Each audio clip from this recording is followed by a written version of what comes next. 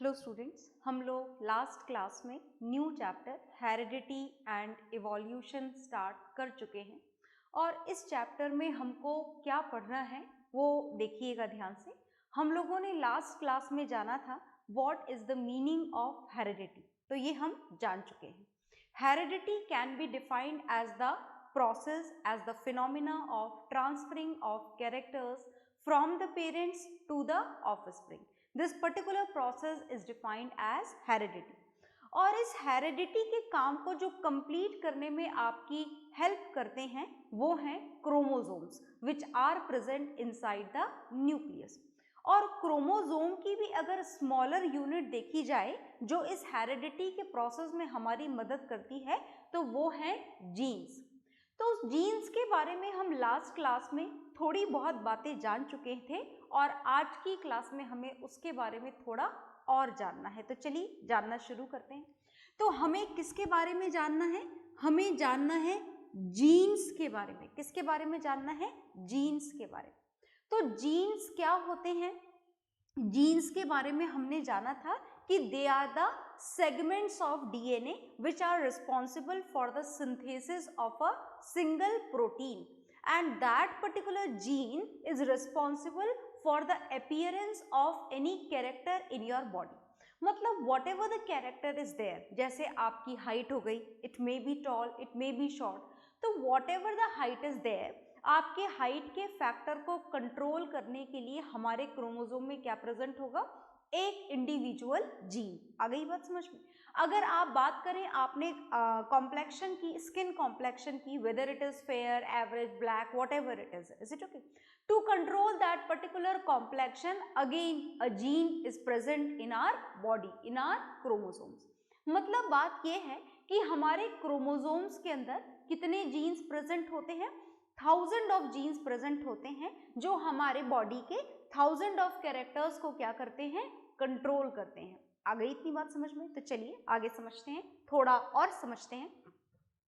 अब हमने जाना था कि जो जीन्स हैं they are always present in the form of pair. ये हमेशा किसकी फॉर्म में प्रेजेंट होते हैं?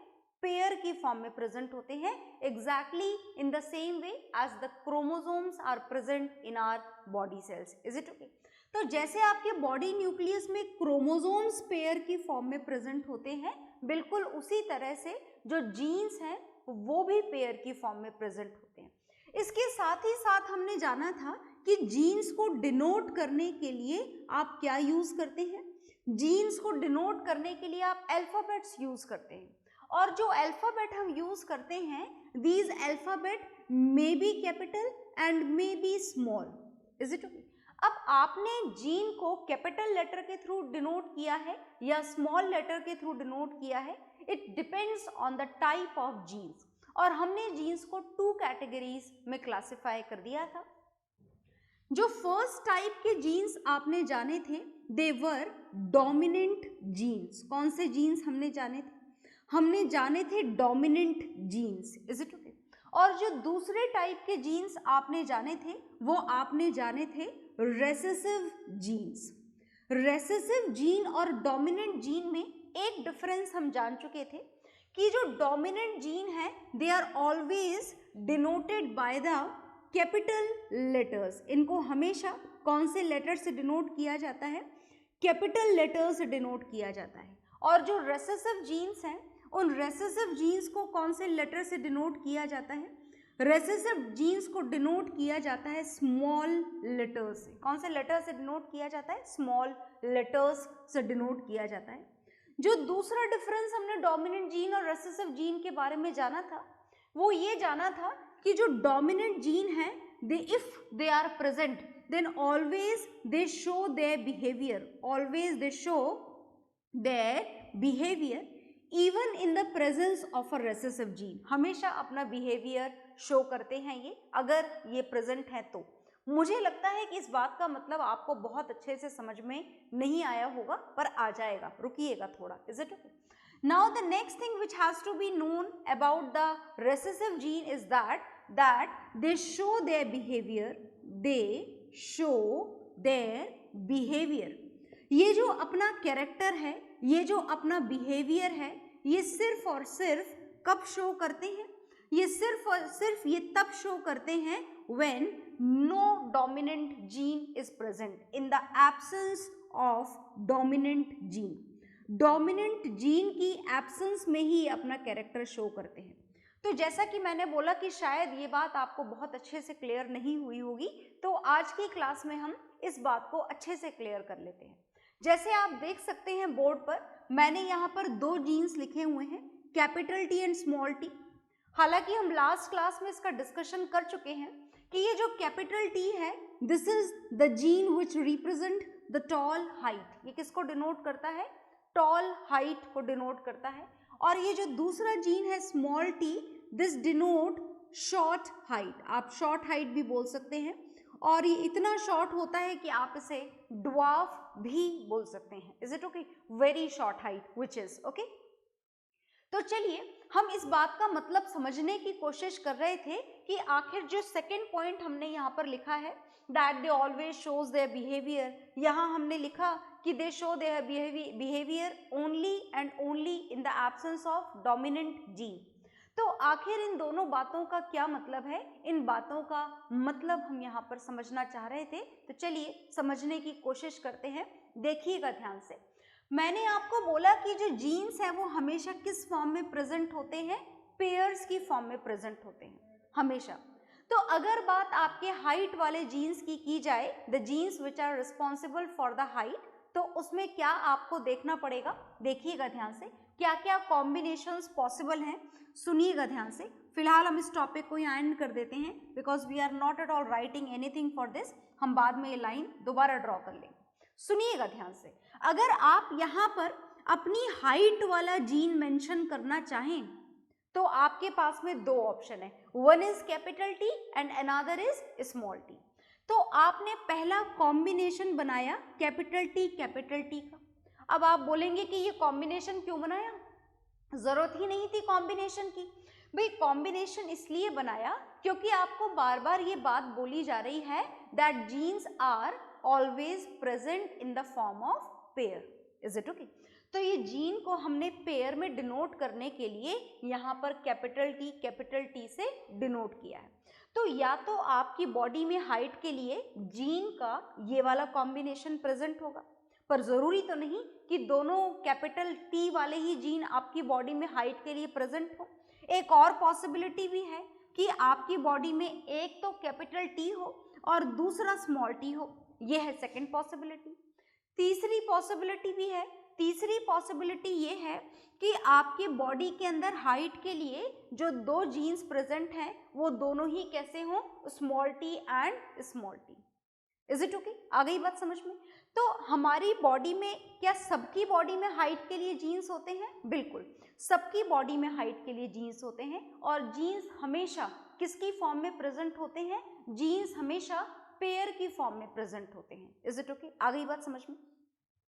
तो ये हाइट के लिए हो सकता है कि किसी इंडिविजुअल के अंदर जीन्स ये वाले प्रेजेंट हो सकता है कि जीन्स ये वाले प्रेजेंट हो सकता है कि जीन्स ये वाले प्रेजेंट हो। तो ये जो आपके सामने लिखा गया है, this is known as the combination of genes, and this combination of genes in this chapter in our biology is known as genotype। इसे क्या बोला जाता है? इसे जीनोटाइप बोला जाता है। तो ये जो आपने लिखे हैं ये पर्टिकुलर इंडिविजुअल के हाइट वाले जीनोटाइप है। It may be this, it may be this and it may be this. आ गई बात समझ में? तो अब हमें जानना ये है कि अगर किसी इंडिविजुअल का जीनोटाइप कैपिटल टी हो तो अपीयरेंस क्या होगा? अपीयरेंस का मतलब कि वो इंडिविजुअल लंबा होगा या छोटा होगा, हाइट उसकी ज्यादा होगी या कम होगी, ये बात अब जानने के लिए हमारे पास में बची है। Is it okay? तो देखिए ये जो कैपिटल टी है this is the dominant gene, और जो स्मॉल टी है this is the recessive gene. और बात अगर हाइट की जाए तो capital T denotes the tall height, वहां पर भी लिखा हुआ है। Is it okay? और जो रेसेसिव जीन है small T, this is the short height. ये किसके लिए बनाया गया है जीन? शॉर्ट हाइट के लिए बनाया गया जीन है ये। आ गई बात समझ में? Is it okay? तो अगर किसी भी इंडिविजुअल का genotype the structure, the combination of gene, if it is capital T and capital T, अगर कॉम्बिनेशन कैपिटल टी का है तो अपीयरेंस कैसा होगा? टॉल। Is it okay? आ गई बात समझ में?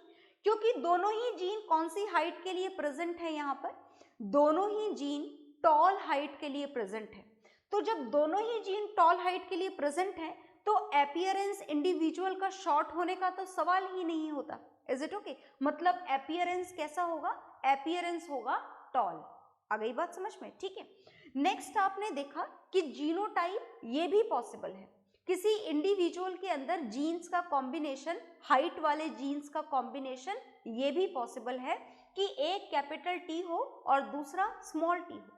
अगर ऐसा हो then what would be the appearance? Height कैसी होगी? टॉल या शॉर्ट? तो देखिए ध्यान से, अगर genotype capital T small T हो तो कैपिटल टी स्मॉल टी के कॉम्बिनेशन में दोनों ही हाइट के जीन्स अवेलेबल हैं। Capital T is for tall height, small T is for short height. Is it okay? आ गई बात समझ में? तो अब आपको ये जानना है कि आखिर पर्सन के अंदर शॉर्ट हाइट आएगी या फिर टॉल हाइट आएगी। तो हम ये बात पहले ही मेंशन कर चुके हैं कि if the dominant gene is present anywhere then it shows its behaviour. Recessive gene का डोमिनेंट जीन पर कोई फर्क नहीं पड़ता। तो ये जो डोमिनेंट जीन यहाँ पर अवेलेबल है which is capital T here, that is definitely going to show its behaviour even in the presence of this alternative gene. ये इसकी प्रेजेंस होने के बावजूद अपना ही कैरेक्टर शो करेगा। कौन अपना कैरेक्टर शो करेगा? कैपिटल टी अपना कैरेक्टर शो करेगा, क्योंकि ये डोमिनेंट जीन है। इसे डोमिनेंट जीन बोला ही इसीलिए जा रहा है क्योंकि ये अपनी प्रेजेंस में रेसेसिव जीन की चलने नहीं देता। आ गई बात समझ में? इसका मतलब कि ये जो पर्सन है उसकी हाइट कैसी होगी? टॉल। आ गई बात समझ में? तो चलिए आगे चलते हैं। आगे अब हमें जानना है इस वाले कॉम्बिनेशन का क्या होगा। Small T and small T both are the recessive gene ही है, and these both recessive gene denotes the short height which may be considered as the dwarf one, जिसको आप dwarf भी बोल सकते हो। तो अगर किसी इंडिविजुअल का जीनोटाइप स्मॉल टी हो then what would be the type of appearance? तो आप यहाँ पर लिख सकते हैं that the individual will be short one. उसकी हाइट कैसी होगी? शॉर्ट होगी। तो क्या रेसेसिव जीन की हमको डेफिनेशन समझ में आ गई? They show their behavior only in the absence of dominant gene। तो इस T, स्मॉल t जो किसको डिनोट कर रहा था? शॉर्ट हाइट को। इसने अपना शॉर्ट हाइट वाला कैरेक्टर कब शो करा? जब इसके आसपास कोई भी डोमिनेंट जीन अवेलेबल नहीं था।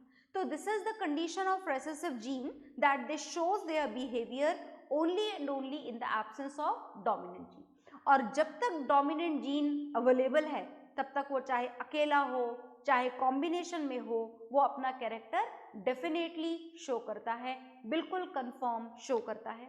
तो ये जो आपने अपीयरेंस लिखे हैं ये तो हो गए जीनोटाइप हाइट वाले। अगर जीनोटाइप कैपिटल टी हो तो इंडिविजुअल की हाइट कैसी होगी? टॉल। अगर किसी भी इंडिविजुअल का genotype capital T small T हो तो उसका अपीयरेंस कैसा होगा? Again tall height. अगर किसी भी पर्टिकुलर इंडिविजुअल का जीनोटाइप स्मॉल टी हो, आ गई बात समझ में, तो उसका अपीयरेंस कैसा होगा? Short one. तो ये जो अपीयरेंसेस आपको यहाँ पर दिखाई दे रहे हैं tall short, is it okay? These appearance, ये जो अपीयरेंस आपके सामने एज अ रिजल्ट आता है किसी भी जीनोटाइप के कॉम्बिनेशन के तौर पर, इन अपीयरेंसेस को बोला जाता है फिनोटाइप। इन अपीयरेंसेस को क्या बोला जाता है? इन अपीयरेंसेस को बोला जाता है फिनोटाइप। बात समझ में आ गई ना?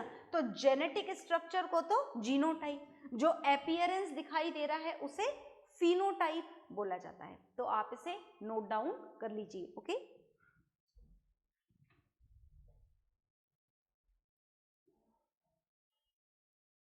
हाँ जी, तो आपने इसे नोट डाउन कर लिया होगा। बहुत सारी छोटी छोटी बातें आपको इस चैप्टर में समझ में आती जा रही हैं। ये बहुत ही बेसिक्स हैं आपके हेरिडिटी चैप्टर के, बिल्कुल आप बेसिक चीज़ें जान रहे हैं। हेरिडिटी के बेसिक्स ही जानने हैं आपको, बहुत ज़्यादा फुल डिटेल में नहीं पढ़ना है आपको ये चैप्टर। तो ये जो हेरिडिटी के बेसिक्स आप यहाँ पर जान रहे हैं, जीनोटाइप, फिनोटाइप, अभी कुछ और भी बातें हैं जो हमको यहाँ पर जाननी होंगी।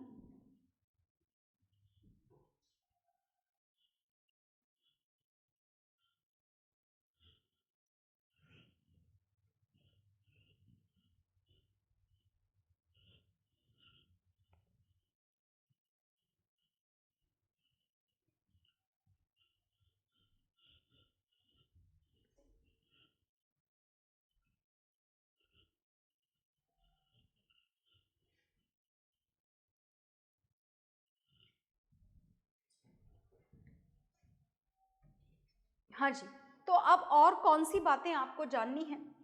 देखिए, जैसे आपने जीनोटाइप लिखा अभी थोड़ी देर पहले, हाइट वाला, तो आपने हाइट वाला जीनोटाइप लिखा था, इज इट ओके?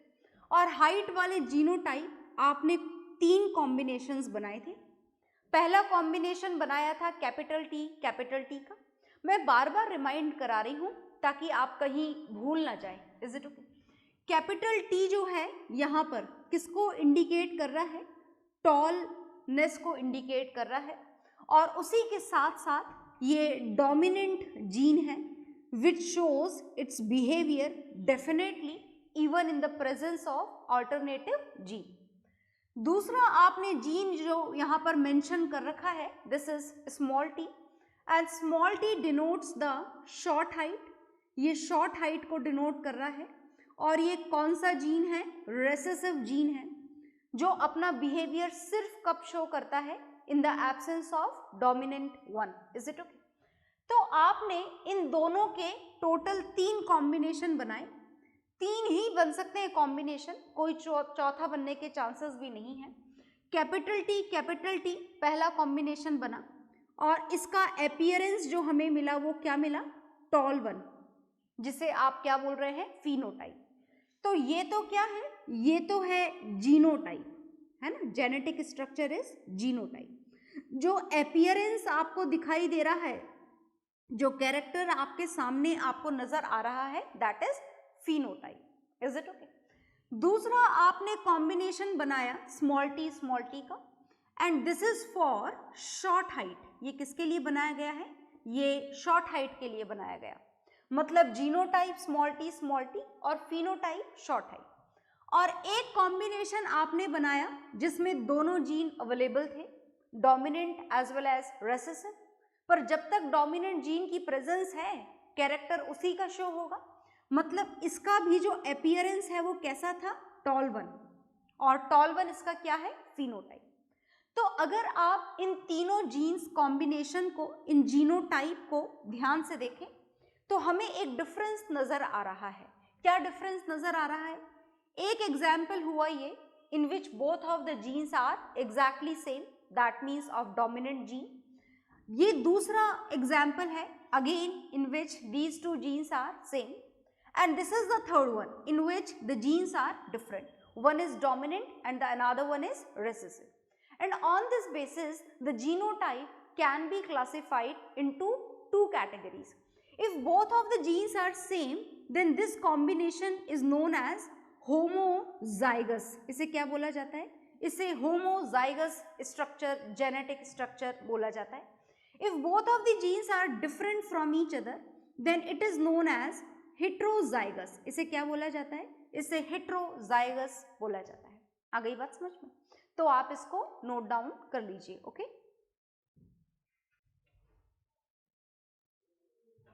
हाँ जी, तो आपने नोट डाउन कर लिया होगा।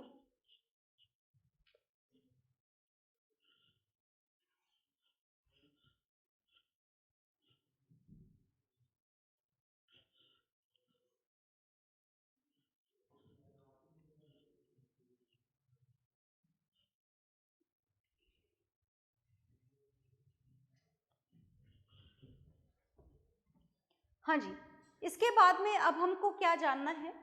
इसके बाद में हमको जानना है first filial generation. First filial generation का क्या मतलब होता है?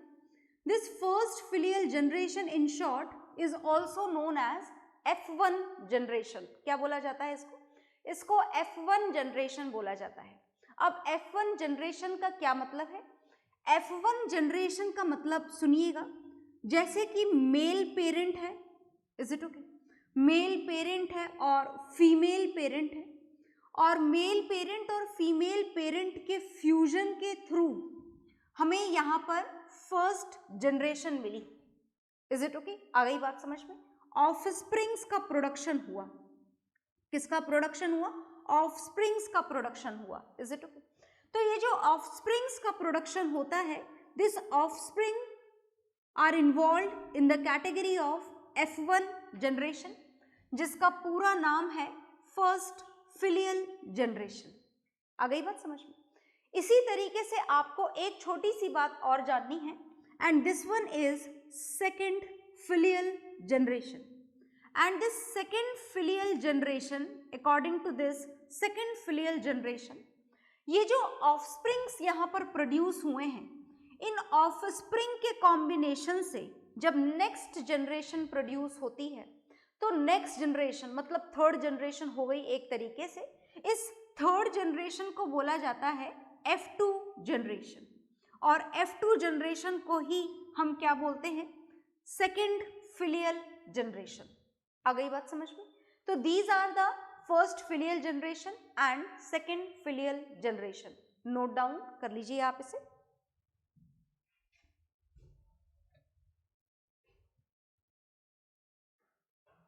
हाँ जी, तो नोट डाउन आपने इसे कर लिया होगा।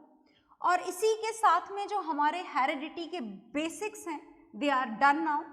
हमें हर छोटी छोटी बात के बारे में अब पता लग चुका है कि जीनोटाइप क्या होता है, फिनोटाइप क्या होता है, फर्स्ट फिलियल जनरेशन क्या होती है, सेकंड फिलियल जनरेशन क्या होती है, होमोजाइगस क्या होता है, हेट्रोजाइगस क्या होता है। We know a lot. हम बहुत कुछ अब जान चुके हैं, और इतना सब जानने के बाद में अब हमें मेंडल्स के एक्सपेरिमेंट पढ़ने हैं, और उसके लिए आप मेंडल्स का फर्स्ट लॉ पढ़ने जा रहे हैं। और ये जो फर्स्ट लॉ आप पढ़ेंगे, this first Mendel's law is also known as law of segregation. क्या बोला जाता है इस लॉ को? इस लॉ को बोला जाता है लॉ ऑफ सेग्रीगेशन। अब इसका क्या मतलब है? देखिए, इसका मतलब मैं आपको धीरे धीरे समझाऊंगी। लॉ ऑफ सेग्रीगेशन, इस वर्ड से आप थोड़ा सा तो अपने दिमाग में अनुमान लगा सकते हैं कि सेग्रीगेशन का क्या मतलब होता है। सेग्रीगेशन का मतलब होता है सेग्रीगेट हो जाना, सेपरेटेड हो जाना। Is it okay? तो यहाँ पर मेंडल्स के एक्सपेरिमेंट में किसको सेपरेट किया जा रहा है वो हम जानेंगे कुछ देर बाद। पर फिलहाल आप जानें कि मेंडल्स ने अपने एक्सपेरिमेंट करने शुरू करे, सालों तक करते रहे अपने एक्सपेरिमेंट, और इन्होंने एक्सपेरिमेंट करने के लिए जो प्लांट सेलेक्ट करा, this was a P plant. इन्होंने पी प्लांट सेलेक्ट करा। Is it okay? और ये जो पी प्लांट सेलेक्ट करा, उसको सेलेक्ट करने का कारण ये था कि ये बहुत जल्दी जल्दी ग्रो कर जाता है, तो आप फटाफट जनरेशन टू जनरेशन ऑब्टेन कर सकते हैं। और हर जनरेशन में जितने भी कैरेक्टर्स के वेरिएशन हो रहे हैं, जो भी कैरेक्टर्स का एक्यूमुलेशन हो रहा है, that can be studied in a proper way. तो मेंडल्स ने क्या करा? मेंडल ने पी प्लांट को सेलेक्ट करा अपने एक्सपेरिमेंट को करने के लिए। और लॉ ऑफ सेग्रीगेशन में ये क्या बताना चाहते थे, ये मैं आपको एक्सपेरिमेंट के साथ में ही बताऊंगी, सुनिएगा ध्यान से। इन्होंने एक्सपेरिमेंट की शुरुआत करने के लिए इन्होंने एक pure breed toll pea plant लिया। कैसा प्लांट लिया? Pure breed toll pea plant. Pure breed toll pea plant इन्होंने सेलेक्ट करा। बहुत ध्यान से सुनिएगा। And when he selected this pure breed tall pea plant, then what is the meaning of this pure word here? Pure का क्या मतलब है यहाँ पर? देखिए, बात अगर tall pea plant की करें, तो अभी थोड़ी सी देर पहले हमने जाना था कि tall का जीनोटाइप कैपिटल T भी हो सकता है, और tallness का genotype capital T small t भी हो सकता है। तो अगर बात प्योर ब्रीड की जा रही है, तो which one should be selected for the tall pea plant? Can you imagine? I hope you all can imagine.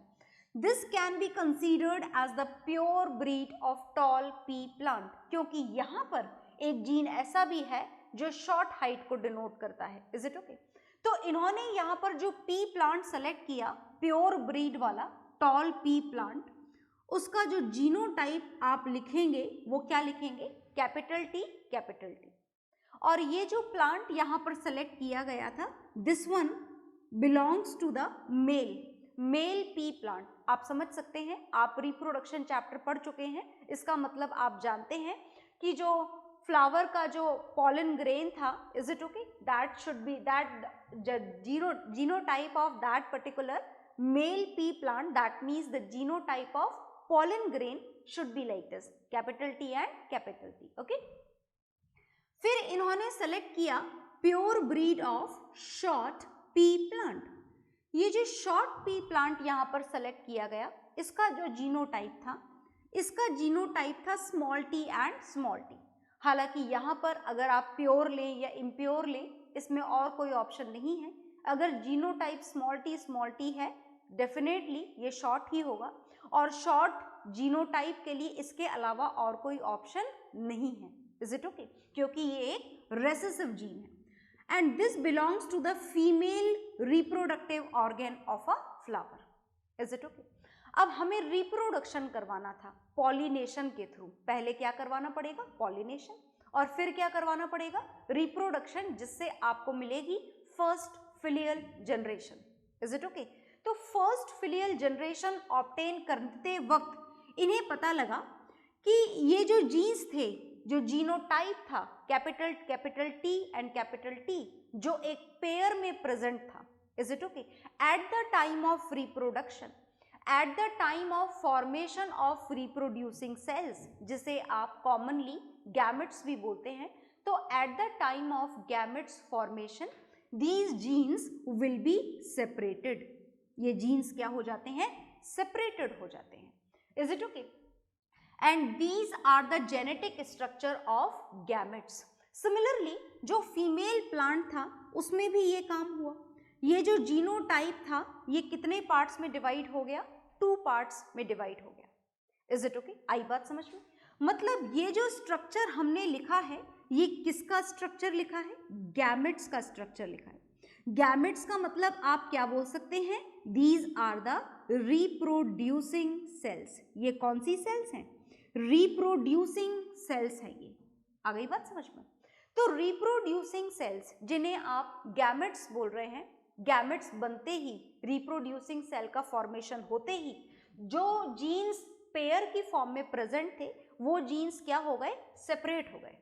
अब एक जीन ये रहा, इज इट ओके? एक सेल के अंदर एक रिप्रोड्यूसिंग सेल का जेनेटिक स्ट्रक्चर ये है, दूसरी रिप्रोड्यूसिंग सेल का जेनेटिक स्ट्रक्चर ये है, तीसरी सेल का जेनेटिक स्ट्रक्चर ये है, और चौथी रिप्रोड्यूसिंग सेल का जेनेटिक स्ट्रक्चर ये है। Is it okay? तो अगर आप इन चारों को ध्यान से देखेंगे तो हमें ये पता लग रहा है कि these gametes are pure in their character. ये अपने कैरेक्टर में क्या होते हैं? बिल्कुल प्योर होते हैं। इसमें कॉम्बिनेशन होने का कोई चांस ही नहीं है, बिकॉज दे आर सेपरेटेड। अगर ये टॉलनेस का है तो ये सिर्फ टॉलनेस का ही है, इसमें ड्वार्फनेस का जीन प्रेजेंट हो ही नहीं सकता, क्योंकि यहाँ पर ये सिंगल जीन प्रेजेंट है। And this is the only law of segregation, that at the time of formation of reproducing cells, the genes which were there in the form of combination, they separated into the individual genes, and now these genes are definitely pure in their character. तो आप इसको note down कर लीजिए। Okay?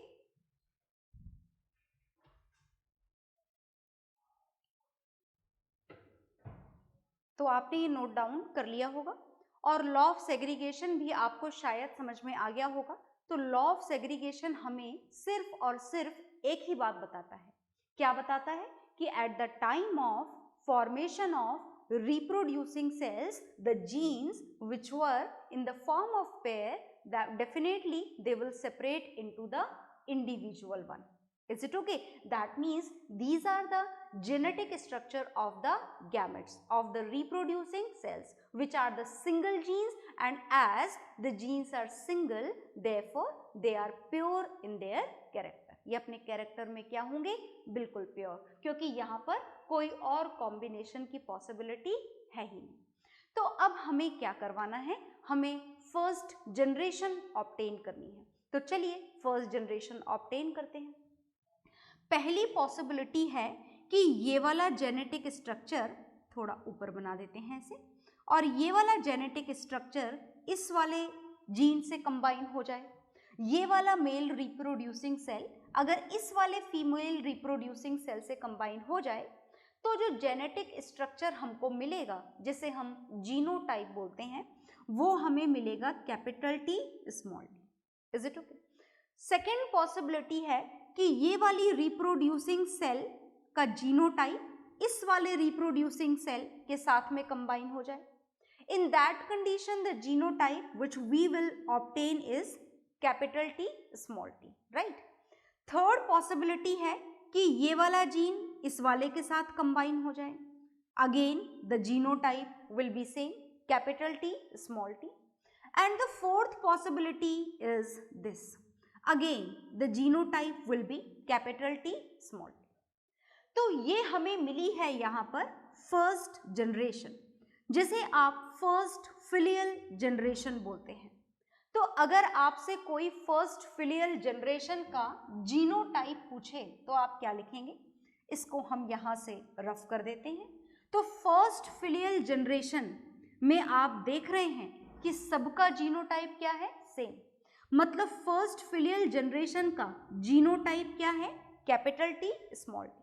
और अगर आपसे कोई first filial generation का इस वाली कंडीशन में फिनोटाइप पूछे तो वो आप क्या लिखेंगे? फिनोटाइप आप लिखेंगे दिस इज टॉल।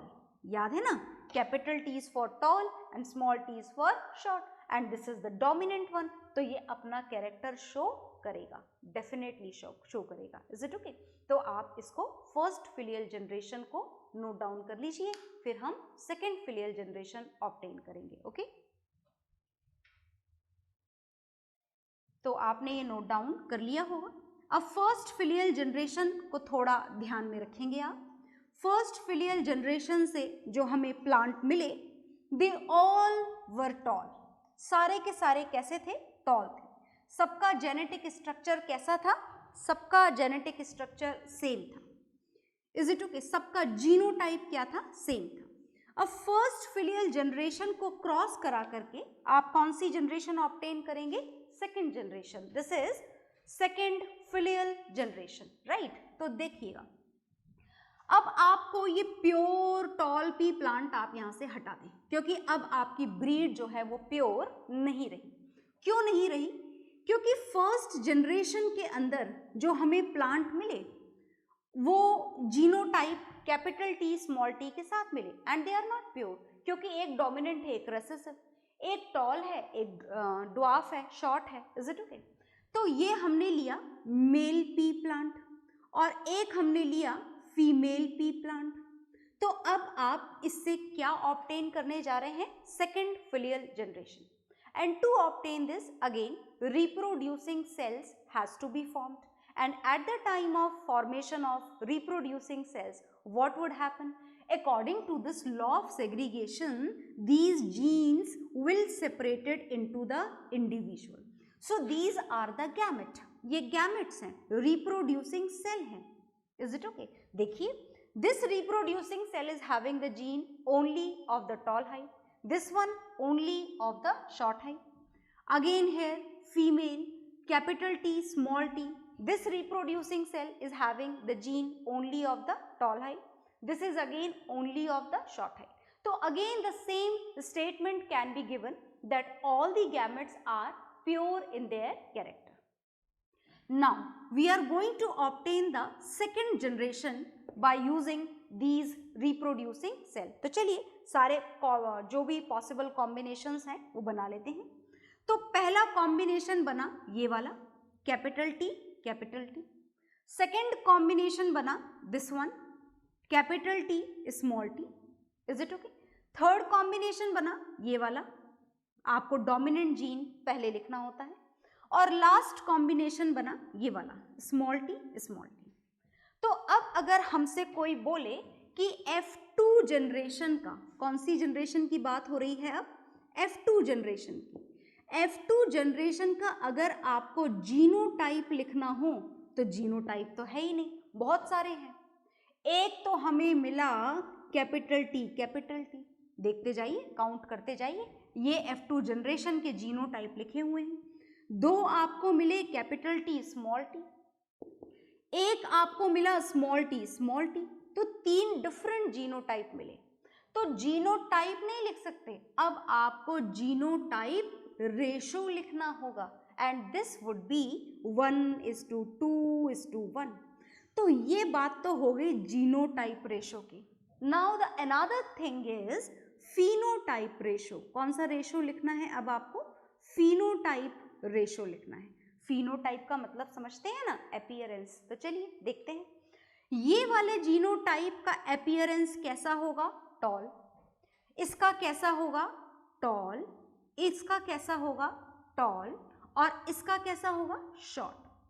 मतलब F2 जनरेशन में आपको 1 2 3 तो कितने मिले? 3 टॉल प्लांट्स और एक कैसा मिला? Short plant. ओके, तो देखिएगा ध्यान से, आप यहां पर लिखेंगे 3 टॉल एंड 1 शॉर्ट।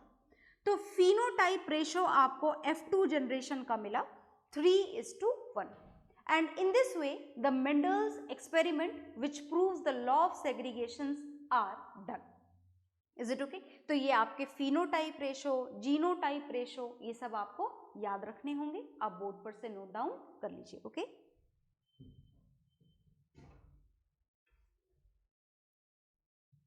तो आपने ये नोट डाउन कर लिया होगा और इस लॉ का फाइनल कंक्लूजन बस यही है कि रिप्रोड्यूसिंग सेल्स के फॉर्मेशन के वक्त ये जीन्स क्या हो जाते हैं?